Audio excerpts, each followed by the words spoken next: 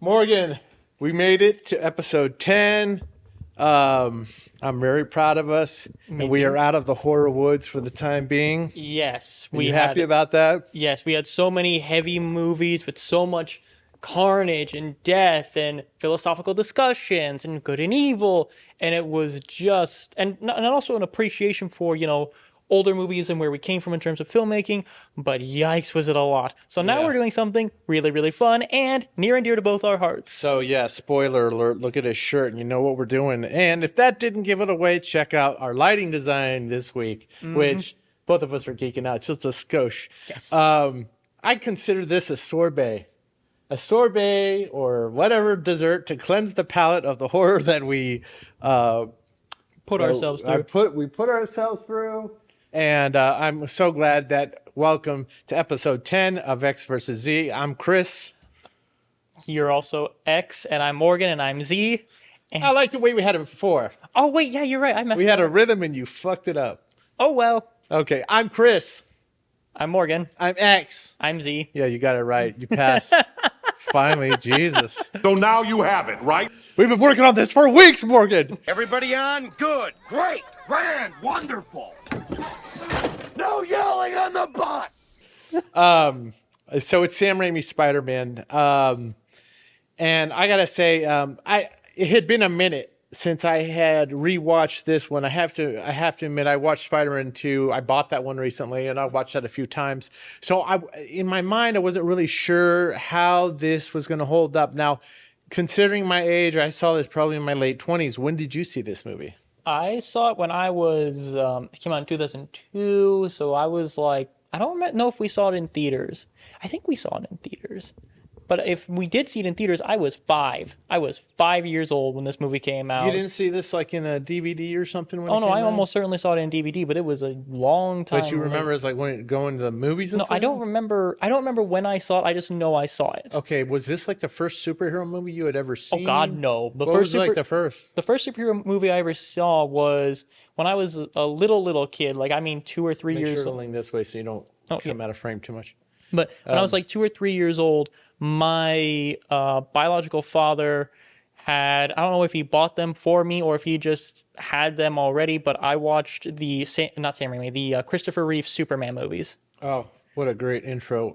We're going to go down a rabbit hole on those. We're going to do those at some point. Also, when I was a kid, I watched the Max Fleischer Superman cartoons. Dude, I had the Max Fleischer cartoons. So do I. I got them on DVD. Oh, my God. But anyways...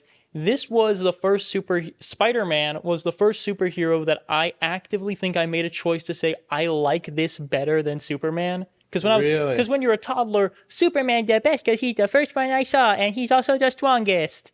But Spider-Man, even as a kid, I would be able to tell you, if they came to blows, Superman wins that fight easy. But it's not about the fight. It's about the fact that Spider-Man is so much more relatable to so many more people than Superman is. Because, yes, Superman is the ideal. He's what you want to be.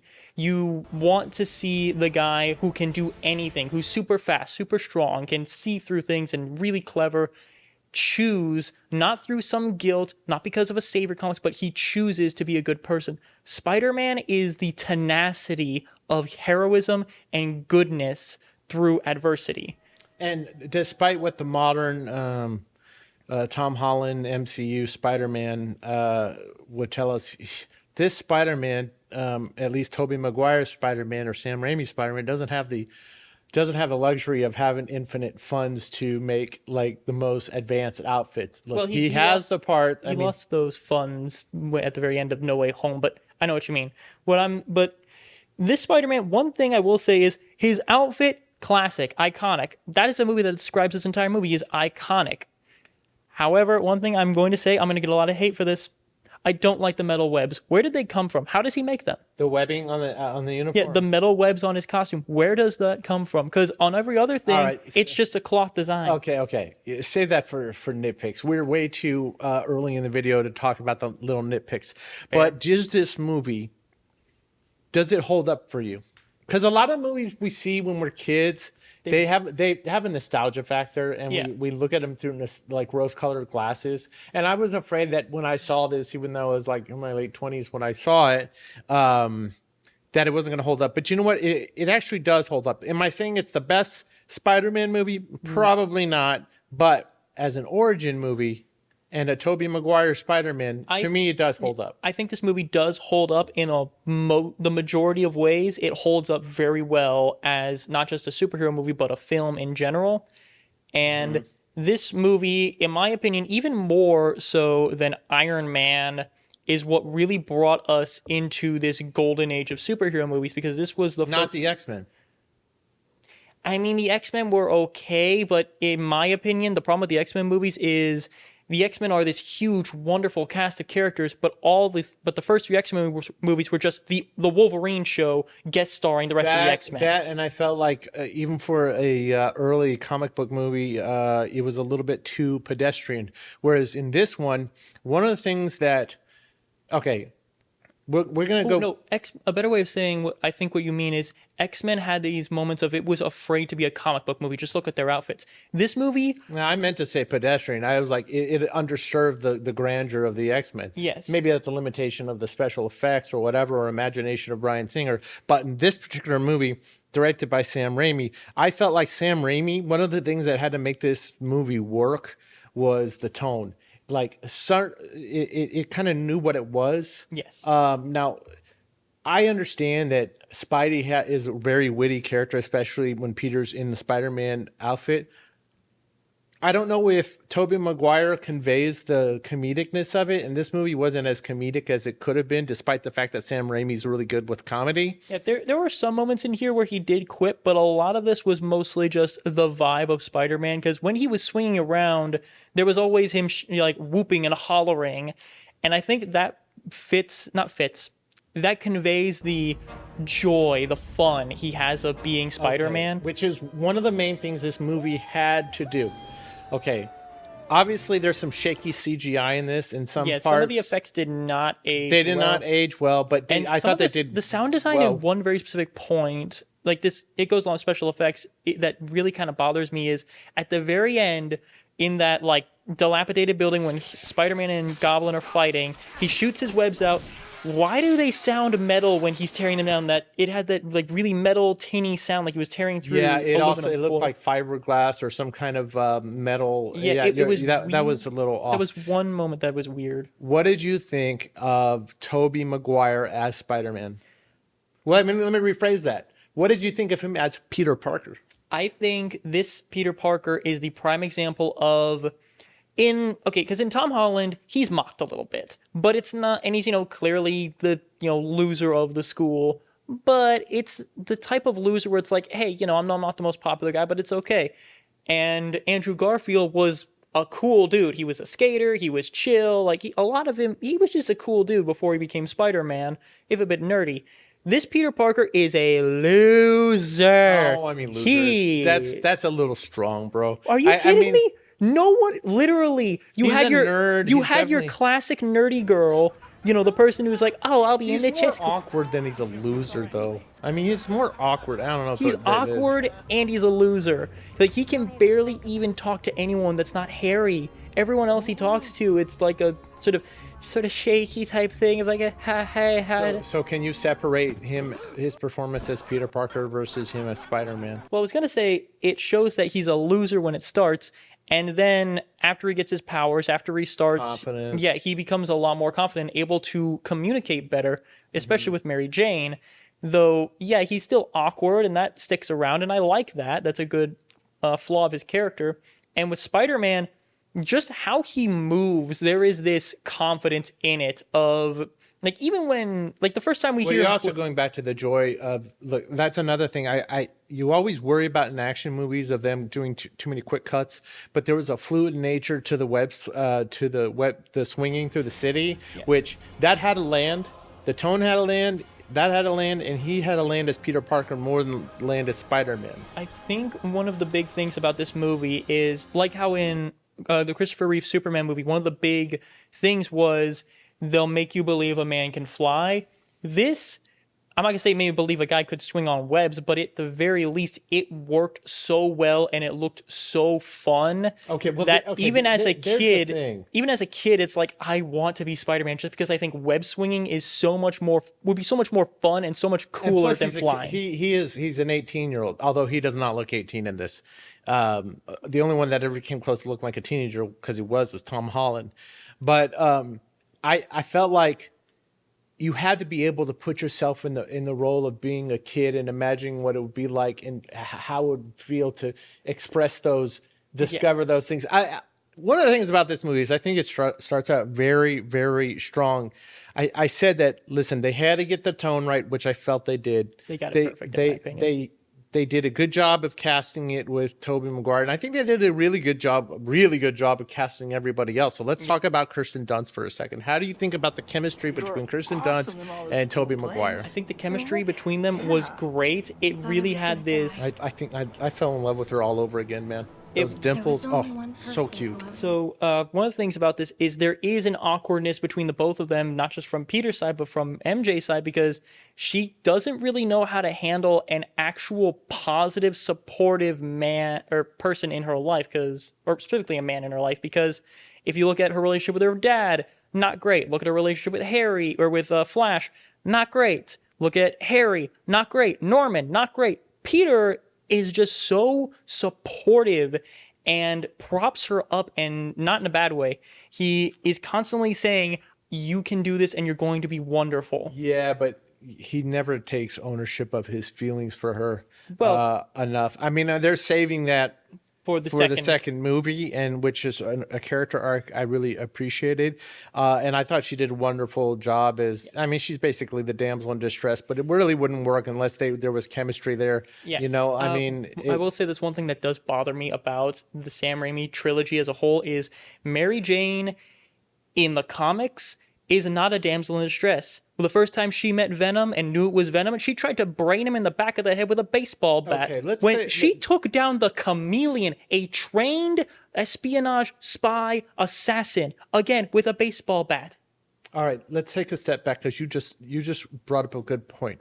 Let's talk about the general adaptation of Spider-Man to film. How close was this interpretation from the comics? Because you are steeped in the comics, you know the comic lore. In terms of the comics, they changed so many things for this movie, and a lot of it for the better, or did you not like some of the changes? It worked better for the movie. Like some of the things wouldn't really work better. Like for instance, the whole conflict between Norman Osborn and Peter Parker wouldn't work as well in a movie if it was like in the comics, because in the comics, Harry and Peter don't become friends until they're well into college, and he doesn't really interact with Peter at all. Yeah, they really don't interact a lot. They know of each other. They meet a couple of times, I think, but they don't have this kind of relationship. Yeah, but you have to set up the next. Yes, and what I'm saying is it works better in the movie.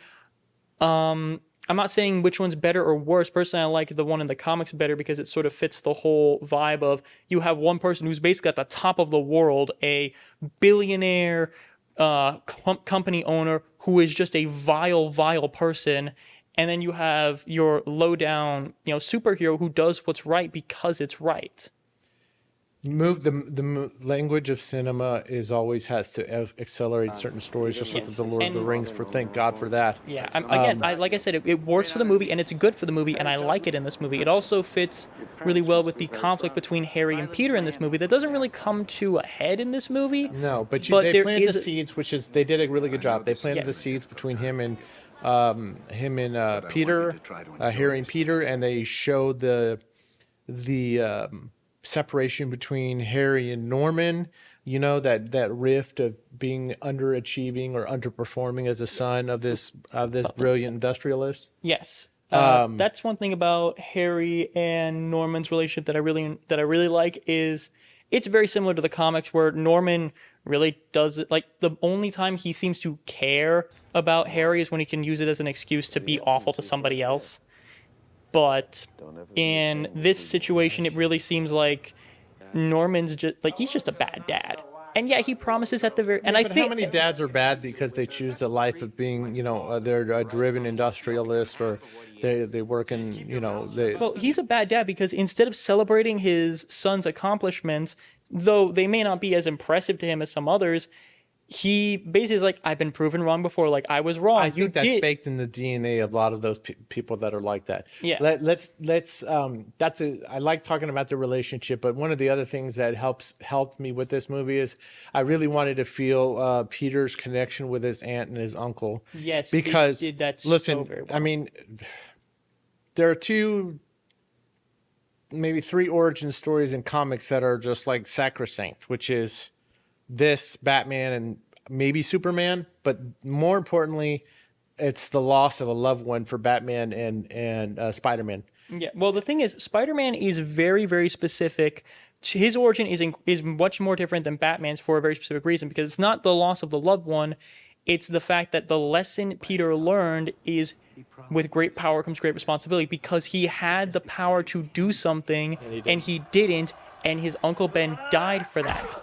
That is the core of the character, is he has to help. He cannot look away, because the one time he looked away, someone he loved died, and he's not going to let that happen to anybody else again. Let's give a little shout out to Cliff Robertson, who played Ben Parker, and Rosemary Harris, who played Aunt May. Their dynamic was really good. Yes. Their dynamic with Peter was really good, or Tobey in this case. I really loved the back and forth. I felt like they were excellent parents. Yes, they were loved good, him very much. wholesome, loving family, and great job by those two actors. Yes, by the way, the interactions between Ben and May were so freaking cute. I loved it. It reminded me of my grandparents, watching them banter back and forth. It's adorable. And they needed to nail it. They needed to nail that relation. They needed to nail all the relationships, and Sam Raimi did that. And when that hit, one of the things that hit for me, when I genuinely felt when Ben Parker dies more or less in Peter's arms, and you could feel the change in Peter. Yes, where he went from a sad, crying child to a vengeful, angry person. And there's a boatload of what ifs about Spider-Man. One of them is, this thing happens to Peter, and he, in this one, it's an accident where the guy dies, but in most other iterations, he is this close to killing the guy until he remembers Uncle Ben's words, the responsibility of that, which means he can't just willy-nilly kill people no matter how much he wants to. Which set the pace for him for the entirety of the Spider-Man. And one thing I will say is, Spider-Man does not have a no-kill rule. He will do everything. He doesn't? He doesn't. He will not kill as much as he possibly can, but at a certain point, if you make him mad enough, he will put you down. I mean, just look at, there are two main examples I can think of. One was when, a comic book nerd coming out right now. Duh. So, in one of the stories, Kraven the Hunter's children kill Kane Parker to resurrect... Who's Kane Parker? Kane Parker is the second clone of Peter Parker. There's Kane, Ben Reilly, and Peter. Those are the three ones. Kane Parker is the second clone of Peter Parker. Kane Parker was killed by Kraven's children to resurrect Kraven after Kraven committed suicide. And Wait, Craven?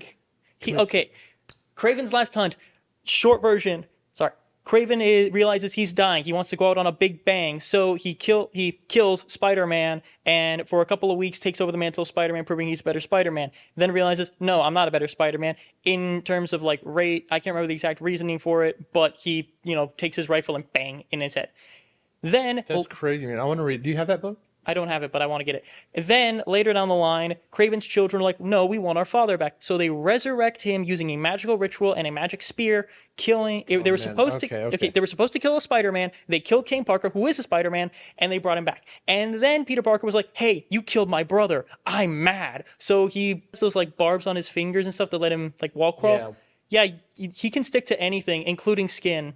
So what Kane does when he's mad at someone is he will stick his hand to their face and just yank. Holy shit. He calls it the mark of Kane, which is awesome. Wait, Peter does this? No, Kane does this. But that's not Peter killing him. No, but Kane is dead. Okay, so no, let me finish. Peter, in honor of Kane's memory, is like, oh, but I'm going to do something he did. So he does that to Craven's daughter.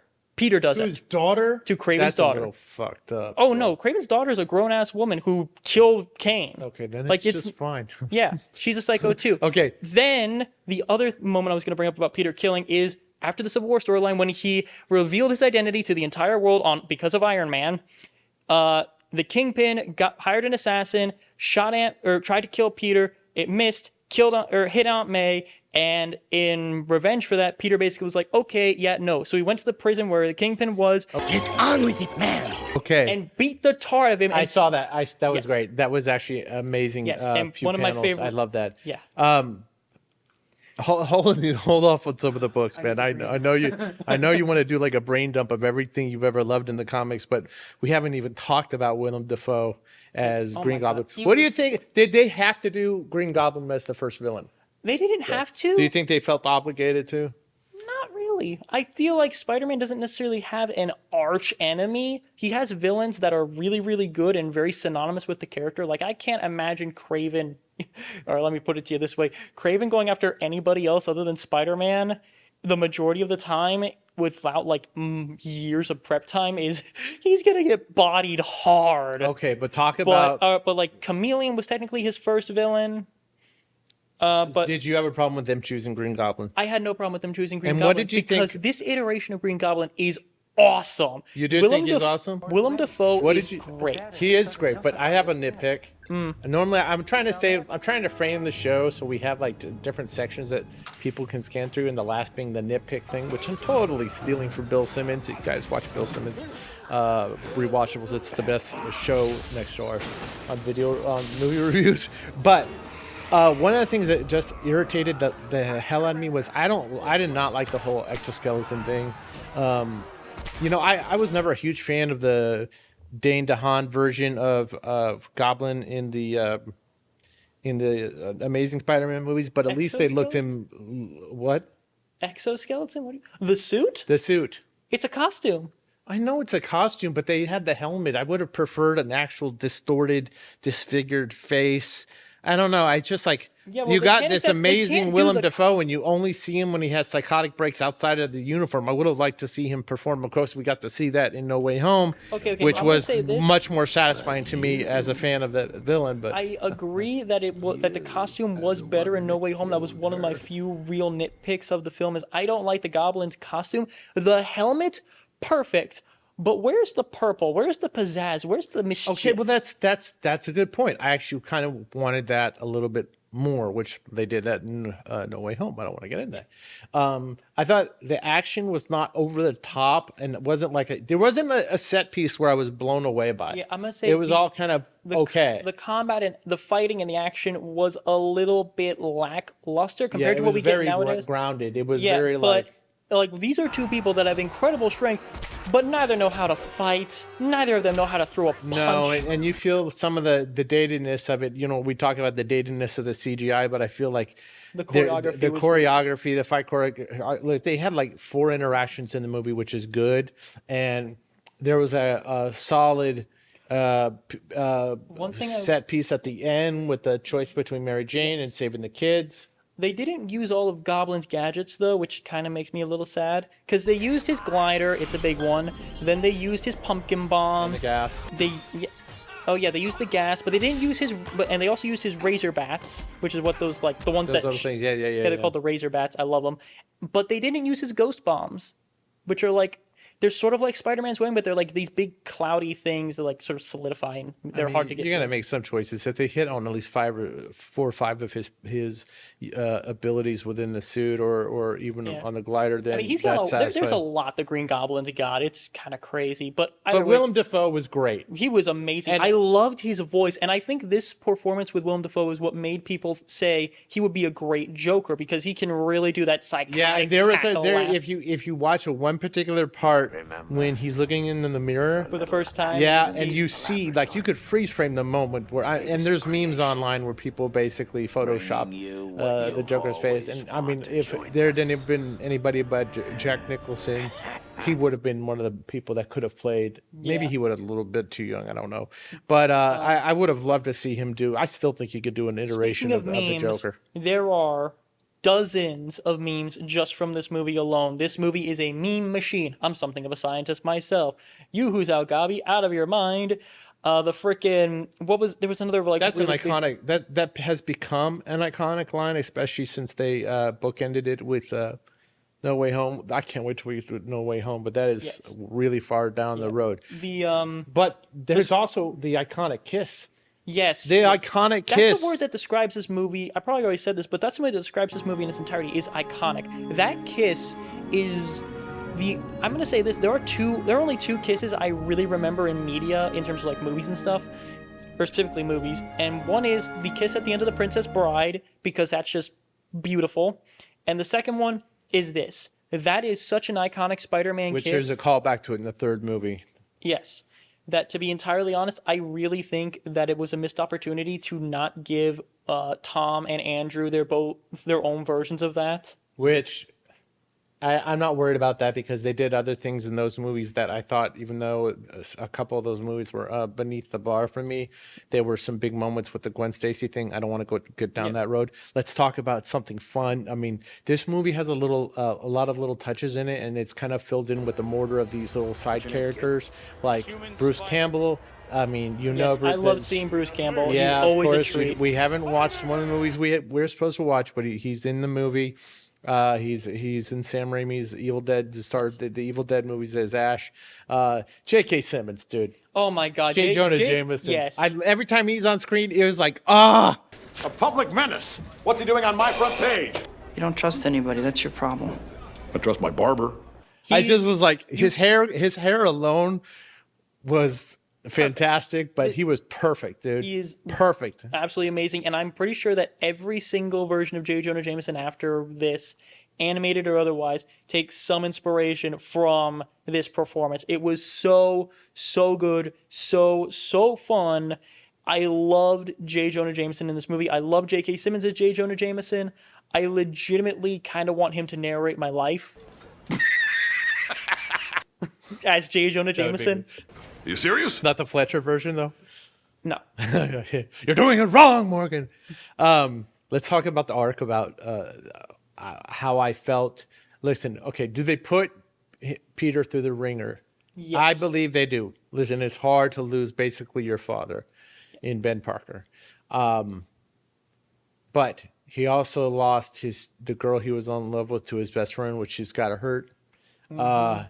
And then the really hard part was having to say no to Mary Jane at the end. I was like, ooh, that's tough. The girl he loves more than anything, he has to love her so much that he has to say no to her. To save her. The thing with Spider-Man is that's kind of the core to the character is trials and tribulations and not necessarily suffering, but Peter Parker coming through all the awful things that happened to him and still being at his core, one of the most generous and kind people you'll ever meet is core to the character. Although I think some small sidebar here, the comics industry has gone a bit too far with that in recent years. My God, it gets ridiculous, some of the stuff they put him through. I love it. Honestly, that made the last movie for me. No. In the last movie, again, it's fine. What I'm talking about is in the comics, Peter and Mary Jane got married they were married for decades. Is he bitter in the comics? Does he get bitter? No, but he has plenty of moments where you're like, yeah, no, it's kind of a bit like everyone's screaming, drop this guy off a bridge. He deserves it. Okay, big thing is recently in comics, people are crying for them to, not crying, everyone's shouting, undo One More Day, which was the storyline right after Civil War where Peter and Mary Jane sold their marriage to Mephisto to save Aunt May's life. You know, they just introduced Mephisto in the MCU. Oh, please, God, no. Anyways, now they have gone through, that happened in 2009. So for the past 15 years, fans have been... That's canon? One More Day is the storyline where they sold their marriage. They are not married in the comics, and they keep having this, won't they get back together? I'm going to add an insert for some of this stuff, like the reference to that. And, I would like to find a way to...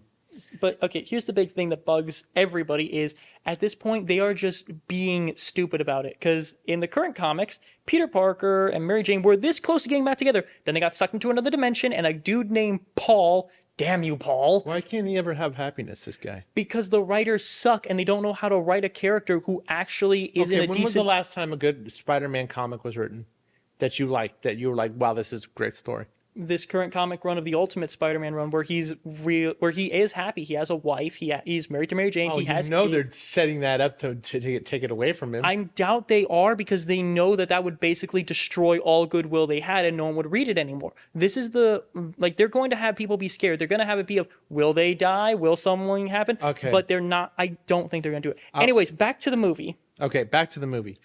There are a lot of little things in this movie I noticed that it kind of just like... I think Sam Raimi is really good at the small touches. And one of the things and I'm going to go through a couple of them.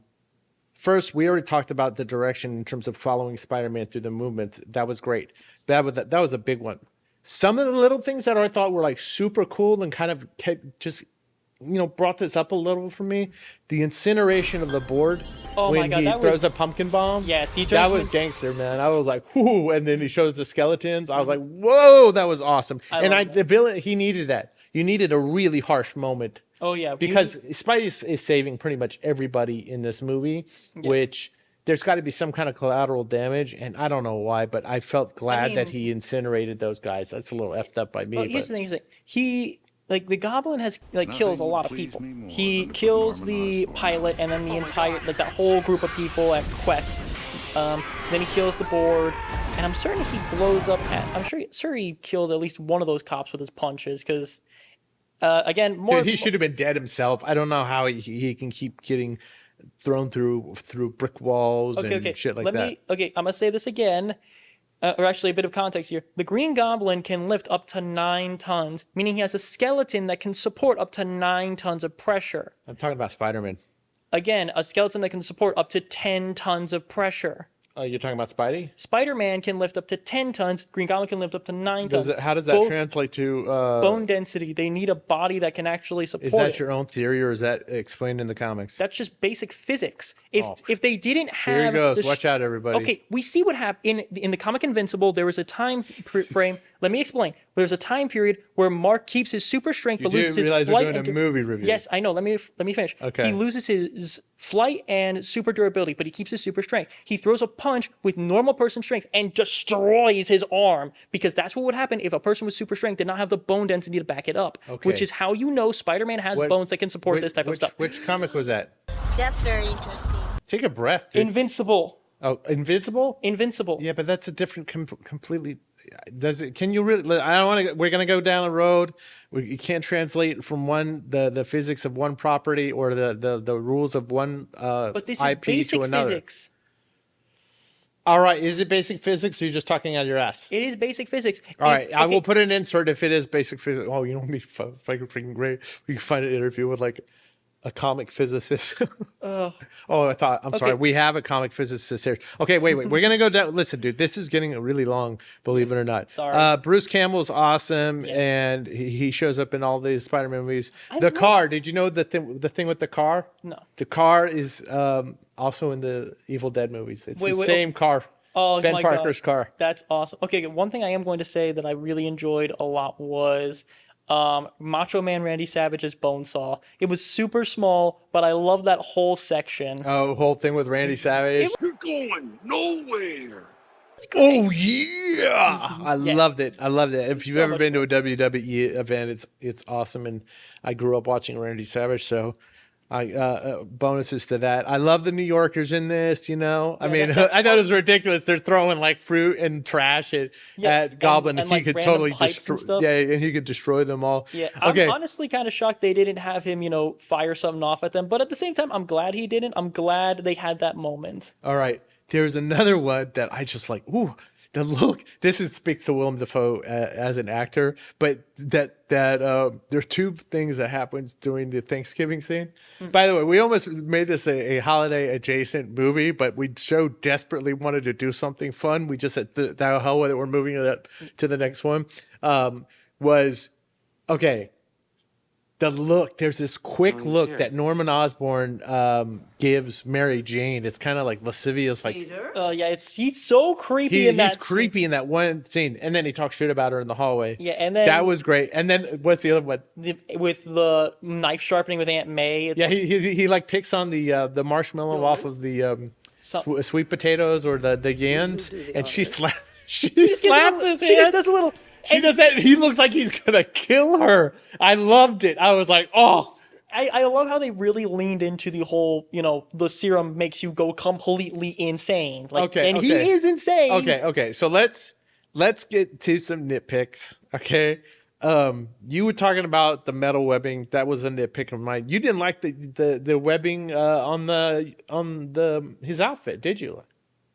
What do you mean? I mean, didn't like the metal webbing on it. It's not that I don't like it. It's that I don't understand how is a broke guy who makes his living selling pictures, how does he make a suit with that kind of... How does he make the suit, period? Okay? You can buy a decent amount of fabric for not that expensive. All right, he's got to learn to sew. He's got to get...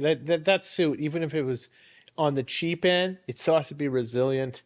It still has to be designed... The fact that the eyepieces alone... have to be designed. At some point, you have to suspend a little disbelief for the sake of a comic book movie. But again, the metal webbing, I feel like it's a step too far into like that's the type of suit that you would make when you have money. If it was classic black, dude, the only believable suit was the one he did to the wrestling outfit, which was dope. The hoodie with the hoodie. thing. I want that hoodie too. The hoodie was cool with the spray. That was the most believable thing. Yes. A couple. There's some things. I said I wasn't a fan of the exoskeleton thing. I never liked the fact that Spider-Man's feet stick to his shoes. I don't know how the hell they do that. That irritates me. It's a thin fabric. Not through the boots. They're not boots. They're boots. They're like slippers. Oh, come on! They're you going see to them penetrate the slippers. Are the shoes keeping him on, or is it the actual shit coming out of his feet? Okay, I think they explained it in comics. Let me see if I can remember. In the comics, if I'm recalling correctly, essentially what happens is it's less of a like claw thing. That's Miguel O'Hara who does the claws. Every other Spider-Man has this like uses these things to like do a super static cling. Essentially is what it is, allowing them to stick to any surface. And that can go through thinner materials. Okay, Macy Gray, the performance, you didn't know who she was. I have no did. idea She had a hit back in the day that I can't remember. I'll have to put it in because I can't remember. And that's why you should probably stick to having artists that have stood the test of time for a while. Yeah, but you know how studios work. It was Sony also, I'll bet you a sweet nickel that Sony produced the music for Macy Gray and used her as to put her in there as a cross promotion. Very smart. I already asked how he survived all the damage, and you physicked the shit out of me, and I could feel the eye rolling from the next zip code. Spider-Man also has a minor healing factor. He's not going to be healing, like I said while we were watching earlier, he's not going to be healing like Deadpool or Wolverine, but, he can take a bullet and keep on but trucking. he can't, he's got all these powers, and he can take all these bullets, and he has all this super strength, but he can't catch the bus. Real good. I didn't believe that for a second. He didn't know he could. Oh, that's horseshit, dude. Don't tell me that he didn't know he didn't know he could jump up on the wall and walk on the wall when he woke up the next morning. Okay. This bothered the hell out of me. This is like the thing in Raising Arizona when I told you about the diapers and them driving by and picking up the diapers but it wouldn't fit under the door. That bothered me. There's no waitress in New York or any face of this earth who was wearing heels to work. Okay? She was wearing high heels to work, which was a huge nitpick for me when Mary Jane came out of the Moondance Diner. Sometimes you just gotta suspend your disbelief. All right, you smart ass. You were no. Dude, put the table the pedo laugh, okay? Going Joker, but okay if you want to make All it right. We are, dude, it's like deja vu because we hit that joke before. The lens on Peter's camera would never reach that high. I can tell you from personal experience, that was like a 50 millimeter lens he had on there. There's no way it's going to get 6 stories up, that close up to a building. And there wasn't that kind of intense camera zoom in at that time, that digital camera. So that just, these are nitpicks. Do you have any nitpicks? No. Do you have a nitpick? I'm just confused about the camera one. What are you talking about? You just set the camera up, set it to auto shoot. No. When he was there as Peter Parker taking pictures of the balcony with the Harry and Ed, that's what I'm talking about. Okay, that makes sense. By the way, yeah, somebody should have figured out there's no way that Peter wasn't Spider-Man if he could figure out how to get these amazing shots in these amazing positions from an elevated height and all this shit. I was like, okay, that was a convenient plot device. But those are little nitpicks. But I do have two legitimate ones, which was I was never crazy about the score for this movie. It felt a little bland to me, and it was done by Danny Elfman. Who did the iconic March for Batman. He could have come up with something better. Okay, I'm going to say this. I think the music in this movie is perfect for this movie because it really does just invoke the feelings. It's not super iconic, or not iconic. It's not going to be something that you listen to all the time, but when you hear it, you know that's Spider-Man. I love the main theme. I thought they could have done a better job of that. And here's another thing. This is my last little nitpick, unless you've got one you'd like to add. The ending was a little flat to me.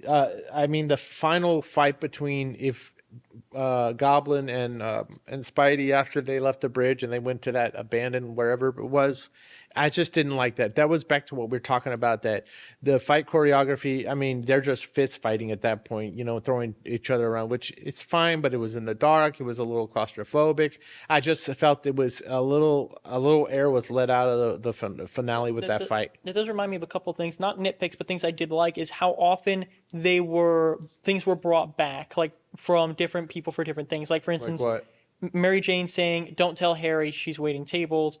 And then you have the Goblin at the very end, or you have Norman at the very end saying, "Don't tell Harry that he's the Green Goblin." Yeah, like they're putting all this shit on his plate. I would have immediately told him, "Hey, your dad was the Green Goblin." Yeah. Deal with it. And then there was another one that happened earlier in the movie that I can't remember the exact bits. Again at the very end when Goblin was like, "Thank God for you, Peter, for doing da-da-da-da." And he was lying, and then Harry said the exact same words of "Thank God for you, Peter" at the very end. It's sort of like that extra knife twist into it. Yeah. I mean, that was all layering on to the troubles of Peter. Let's kind of get towards the ending here. I've got a few questions to ask you. Is this an underrated Spider-Man? I'm not going to say underrated. Or underappreciated? Again, no. Pretty much everyone who, is over the age of like 15 and has an appreciation for movies as a whole will tell you this movie is really, it's good. It's not, the best movie I've ever seen in the world, but it's a fun movie that I would, if I was an adult at this time and I had kids, I would absolutely take them to go see Spider-Man. Oh, yeah. Do you think it's a solid origin story? Absolutely. It tells you everything you need to know about the character and the struggles they go through and who they are as a person. Did you ever see the Blade movies? Yes. Better than any of the Blade movies? That's apples to oranges. One's a fun, vampire slaying romp with some motherfuckers always trying to ice skate uphill. And this one is, An interesting quote I'm your friendly neighborhood Spider-Man. He doesn't swear. He doesn't, kill people. He's not, slicing people apart with a sword. He's webbing them up and leaving them, just hanging out there. He even leaves notes in people's purse when it's like, "Hey, courtesy of your friendly neighborhood Spider-Man." Perfectly written down. Wonder where he keeps the paper and pen. Suspend your disbelief. He doesn't have a utility belt in this version because it would look weird. Well, no, here's the thing. He has a belt. It's just hidden under his costume in most other iterations. That's where he keeps his web cartridges and where he has the Spidey Except he signal. doesn't have. What do you think about organic webs in this? So you like make your own web fluid in your body? I mean, they took it from later in the comics, but you know what? I really don't mind. Actually, I like that. It's gross and it's weird, but it makes way more sense to me that he would produce it organically. So I can never wrap my head around him not running out. I know it goes pretty far, and I know he keeps cartridges on him, but that was one of the things about the character and the further iterations of it. I just couldn't.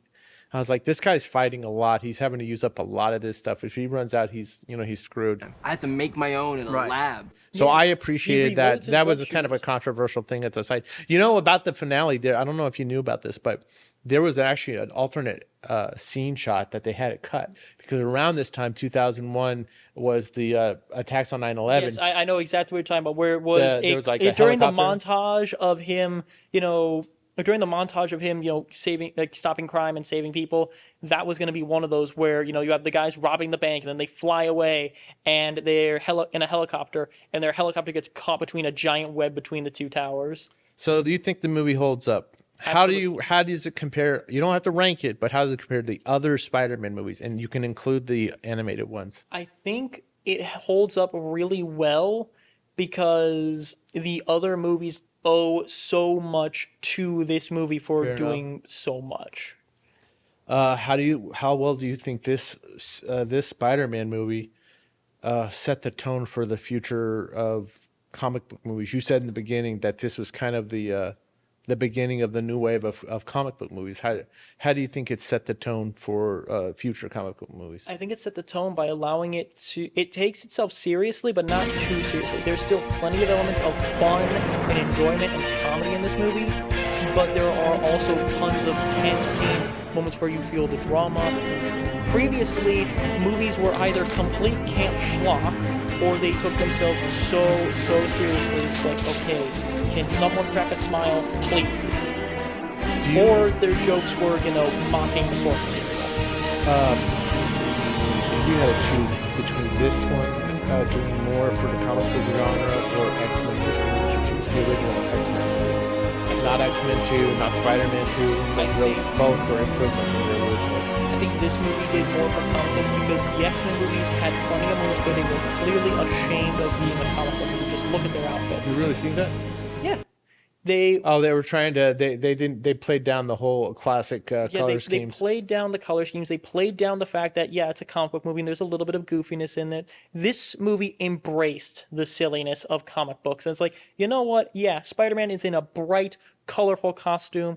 And side bit, I loved that whole little montage of him designing the suits. I thought that was great. That's fun. That felt. Those are the little things that kind of ground the movie because everybody would probably do that, doodle in their book or whatever. Yeah. What are your final thoughts on Sam Raimi's Spider-Man? I love this movie. It's a great movie. I went as Spider-Man for Halloween one year, like only 1 year. Is he your favorite? Spider-Man is, bar none, my favorite superhero of all time. Even more than Batman? Yes, more than Batman. Oh, you have such disgust and disdain in your. Oh no, I love face. Batman, but he's it. nowhere near my top 5. Is it because of the fact that he's like a teenager, doesn't have the Bruce Wayne's resources or It's the fact that tenacity? It's the fact that where Batman's struggles are mostly his own, or lately at least, his own paranoia biting him in the ass. Spider-Man is literally, I'm trying to do good here, but no one's giving me a break, and I can identify with that. Now, without comparing exactly, is this your favorite version of Spider-Man? The portrayal of him? No, not my favorite. Okay, don't say what it is. Okay. In movies. In movies, still not my favorite. Okay, fair enough. I remember seeing this when I was in my late 20s. I was probably 25, 26.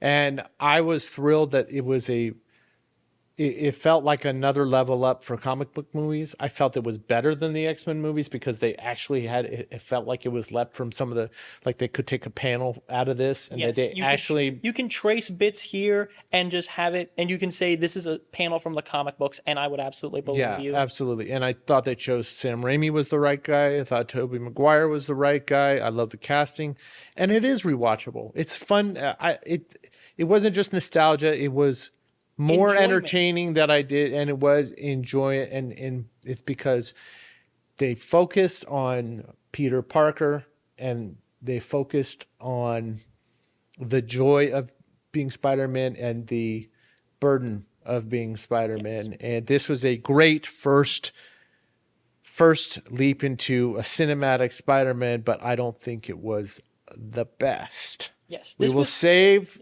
which one it was for way down the road. Yes. We're going to cover, at some point, we're going to cover all the cinematic Spider-Mans, including, and I know this will be controversial, the animated ones, because you know how I feel about Across the Spider-Verse. Wait, how is it controversial that we cover those? Those are cinematic movies. No, they're great. I know, but people don't want to mix animated with live action. It's like a no-go. You know, it's like, hey, you won't...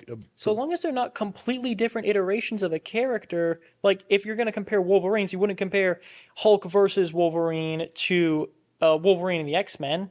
Like, those are two very different iterations of the character. One is killing people, the other is No, not. I know, but one is animated and one is live action, and there's different burdens with delivering those to screen, because you have you with animated movies, you have the ability to go even further, not just with the budget, but in terms of imagination of bringing a character to life. Even though one's Miles Morales and the other is Peter Parker. Fair. But guys, thank you so much. I'm so happy we got to do Spider-Man. Yes, we're finally just having fun again. It's not. Oh yeah, it's the not debates about good or evil. I'm not sitting there writing a thesis on preparation for a damn movie. I did a little homework, but mostly I could just sit back, relax, feel some nostalgia, and then also. And to quote the late great Stan Lee, we got to enjoy some wall-crawling, web-slinging action. So until we see you guys again, webheads, peace out. Later. Later.